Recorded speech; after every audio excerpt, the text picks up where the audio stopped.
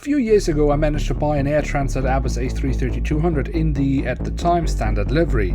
Alongside that I also bought this A330-300, but while I reviewed the 200 I never got around to review this model, and that of course we have to fix, so let's take a closer look.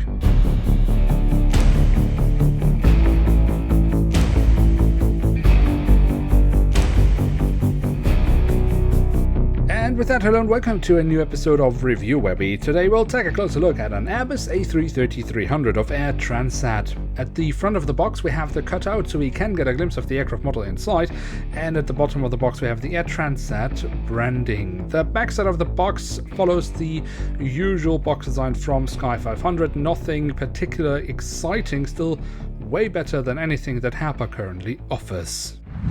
And here she is, the Airbus A330-300 of Air Transat in this a little bit different livery, as it doesn't really follow the standard color scheme the airline was using at the time. Now, I wasn't really able to find out much about the livery itself, why it was like this. As far as I could make out, it's however the only aircraft that had this color scheme applied, and it was flying around like this between the years 2011 and 2014, and Sky 500 then released this model in 2014. If you should know more about this livery, then feel free to share your knowledge in the comment section below. But for now, let's focus on the aircraft model itself to see what it has to offer, and we start off with the tail section where we on the vertical stabilizer have this, let's call it, welcome design. We have the word welcome written in multiple languages. This continues on to the fuselage, where we then also have the full registration code of the aircraft, and at the very tail of the aircraft we also have a little bit of detailing around the APU exhaust. At the front of the aircraft and across the fuselage we then find the Air Transat branding. We do also have the aircraft type specification and the flag of Canada. The cockpit section itself is rather bare-boned, a little bit disappointing, because the only detailing we get here is simply the cockpit windows and the window wipers that have been printed on. It's the same story actually for the engine nacelles. They have been kept in all white, just as most of the fuselage, and have pretty much no printed details other than the silver leading edge. That could definitely have been done better. The physical detailing, however, I think is quite alright. I think that looks quite nice, especially here when we, for example, look into the engines from the front, where we very nicely can see the engine fan blades. Then we can move on to the wings to take a closer look at those, starting off with the top side, where we have the different flaps, slats and spoilers carved out very nicely. We also have some different shades of grey for additional detailing, but no markings other than that.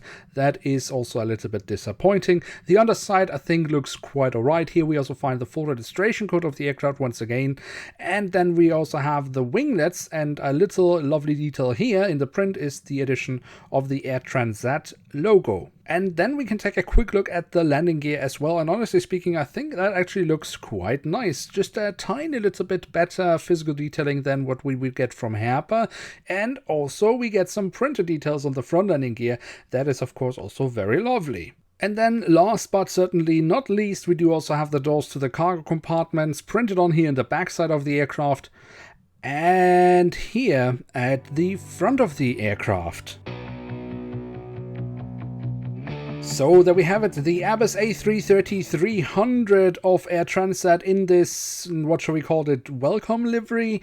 I'm not quite sure if it has a name, but the model is from Sky 500 and of course in scale 1 to 500. So what can we say about this aircraft model? Overall, yeah, I would say it's a nice model. The physical detailing is well done and the print quality is also great, although yes, it would have benefited from just a few more details around the cockpit section, the engine nacelles and the wings. And since we know that Sky 500 can be rather pricey, I would actually have expected to have just a few more printed details than what we get here. Another thing I quickly would like to mention is that overall I always have the feeling with Sky 500, at least on the A330, that they place all printed details along the fuselage, so cockpit windows, cabin windows and so on, just a tad too high. But if you would like to know more about that, then do check out the video that should pop up in the right corner of your screen right now. So while this aircraft model might not be everybody's cup of tea, I still think that with this lovely livery, it's an aircraft worth having in one's collection. Now with that, we have reached the end of today's episode. If you have enjoyed this video, then don't forget to leave a like, that would be very much appreciated. And of course, if you are new around here, why not hit subscribe? That would be absolutely awesome. With that, I'd like to say thank you so much for watching, hope to see you soon again. I'm checking out, and bye.